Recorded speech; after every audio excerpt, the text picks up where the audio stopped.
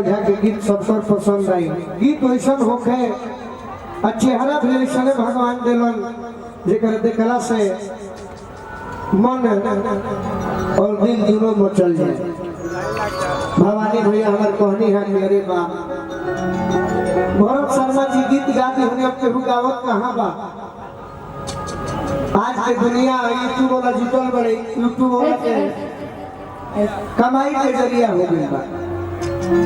हम अकेले जब गीत गौले वाले नरेंद्र चाचा उनमें से दू कोई मात्र चढ़ाई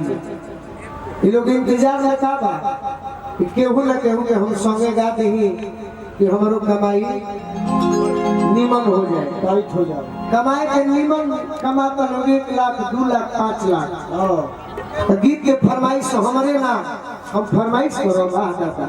हम आग्रह करो। भवानी भैया और भाई बनी यहाँ के फरमाइश में यहाँ के अरे बाप तहरा आवाज में अनुपमा के भी सुंदर आवाज बा और लोग गावत तो सुंदर आवाज बा अंदाज बा लेकिन जौन तो पियावा सिवान से कह देता हुए उम्र में ठीक पर निमन नहीं थे लेकिन करत करत अभ्यास की जरूरती हो के सुजान रसोड़ी आवत जात थे सिलपर करत निशा तो तू प्रयास कर वह बहुत जा तनी है सुना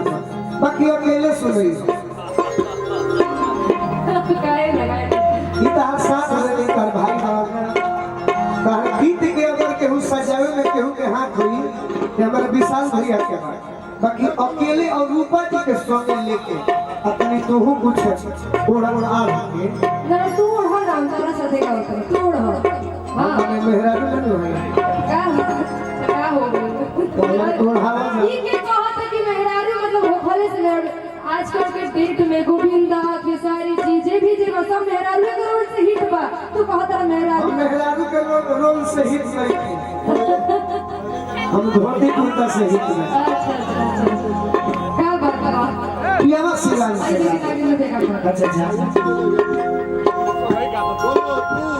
हम इनका तो सब बचपन से बनिया जो बनी को बनी का ये रूपा जी हां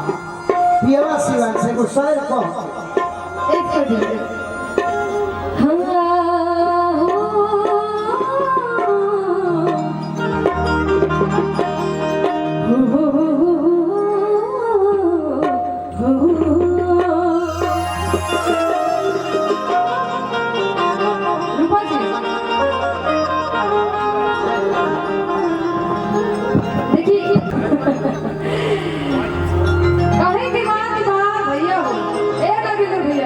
बात तो सुनी कहल जाला कि पिया उतने कि पी के पच जाए पिया उतने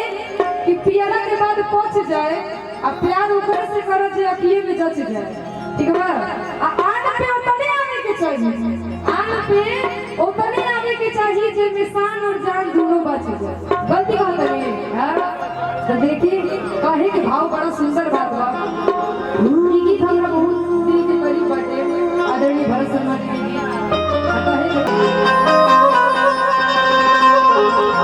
नैन छुरी से कटारी हो गई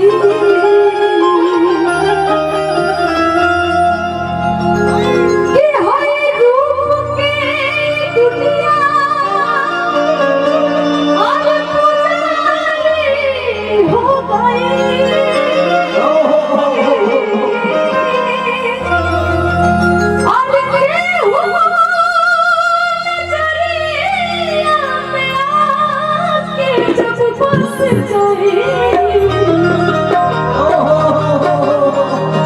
प्रेम के बीमारी हो गई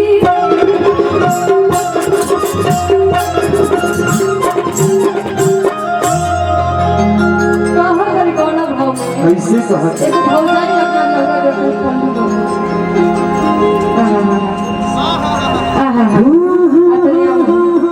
बड़ा सुंदर भाव लगता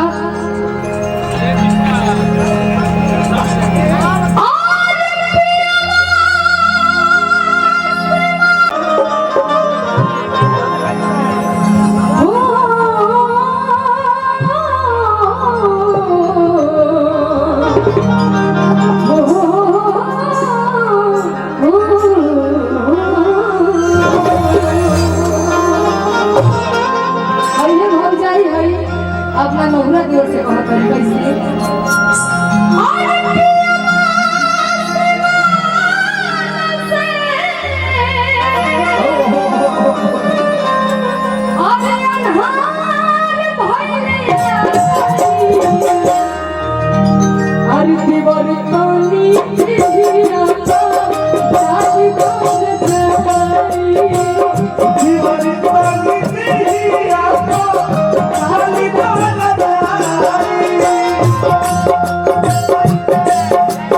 है